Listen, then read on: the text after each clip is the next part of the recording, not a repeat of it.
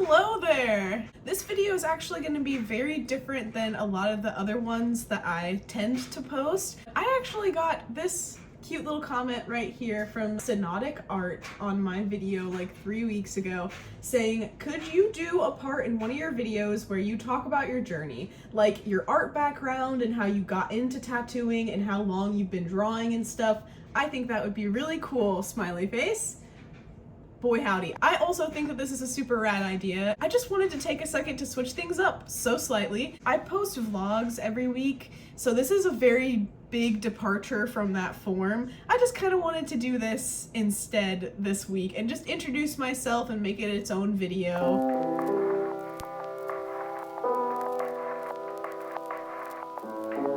This is just me trying really hard to explain who I am artistically, which for some reason is very difficult for me. I've never sat and reflected on how I got here, what really led to it. I kind of just freeballed, just have been flying by the seat of my pants this whole time. So this was a really fun exercise to try and understand my own journey. I think it makes the most sense to start at the beginning of this.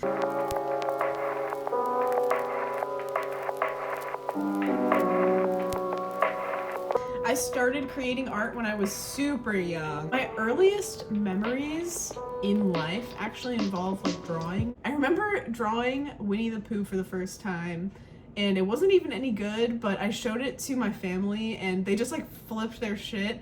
That feeling of showing someone my art and it being received really well is a driving factor in my art. My household growing up was really chaotic. There was a lot of times that I was homeless with my mom. We were sleeping on couches. And I think upon reflecting on where my artistic journey has come from, I realized that one of the most standout artistic moments of my life, and one of the reasons I have so much love for art, is because when I was in that chaotic home environment, there was a little bit of time, I was in 4th grade.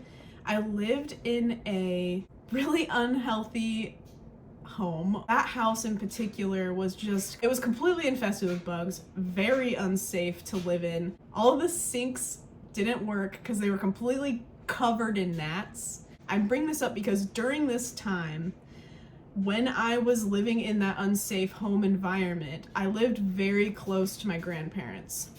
There was a lot of times that I would go to my grandma's house. I would walk over to my grandma's house with a pitcher of water and go get water from her sink and then come back home so I would have water to drink for the rest of the day.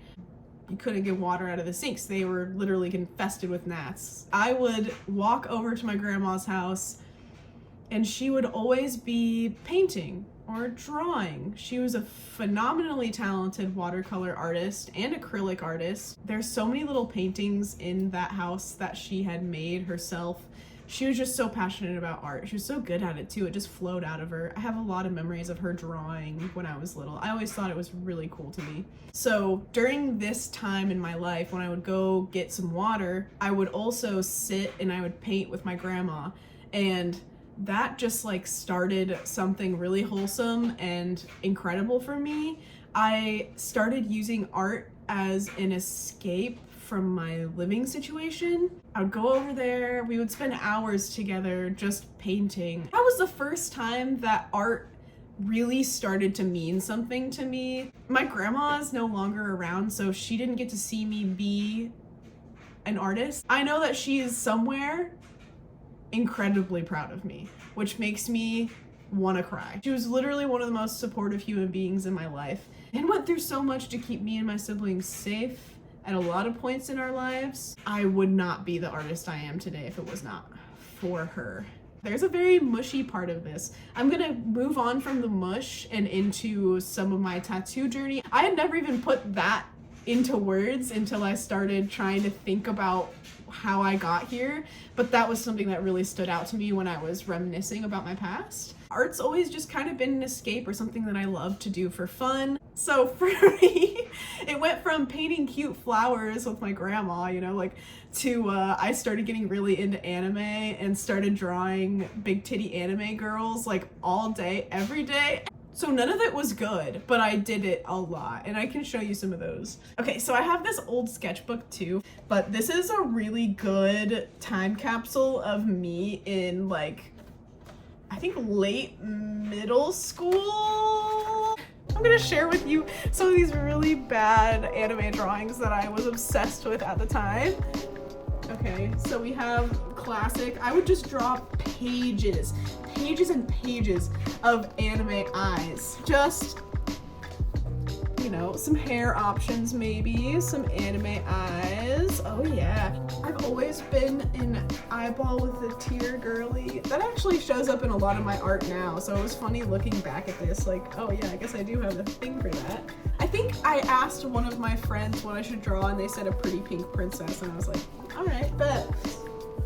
My first chibi drawing. Oh my god. This is what I'm talking about, like, the big titties. Why was I so obsessed with, like, every single drawing of mine from this period was just, like, insane with the titties.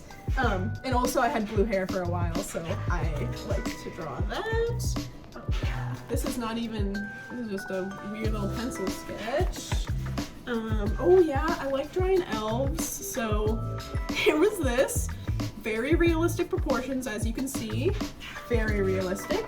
I drew my friend Lil, actually, who was in another video of mine recently, but like with just ginormous knockers, like, god damn. More anime eyes, and a good try at a profile view there. More anime eyes. Ooh, okay. So I was a very edgy child. I genuinely thought I was so cool, edgy, and deep for this one. But I love just like taking everybody's limbs off and like making it all bloody and gory, which is really funny because I still do this today, but I do it way better. This was just, like, I thought I was so cool for this one. This was just like a random character that I kept drawing. I'm not quite sure what's up with her, but she pops up a couple times. Here's another, like, just like anime girl. So that's how it started. That's how this whole thing began, was with shitty anime girls. From there, I actually just completely forgot about art for years and years. So I started band in middle school, and that kind of completely encompassed my life at that point. So in high school, I wasn't focused on art at all. I didn't take a single art class in high school whatsoever. I was fully locked into band. I was convinced I was going to be a band teacher.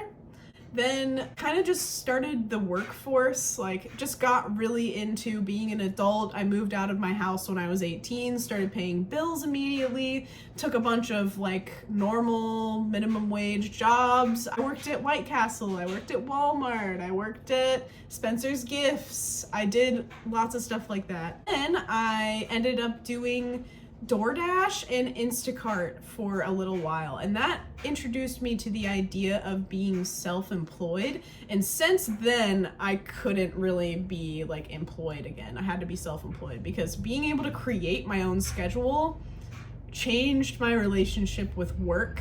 I just realized that I do so much better when I am in control of my own schedule. I work a lot harder when I'm in control of my own schedule because I know myself. I also just have kind of like a weird thing with authorities, so having someone tell me what to do just always turns out weird for me. Telling myself what to do though, great, love it.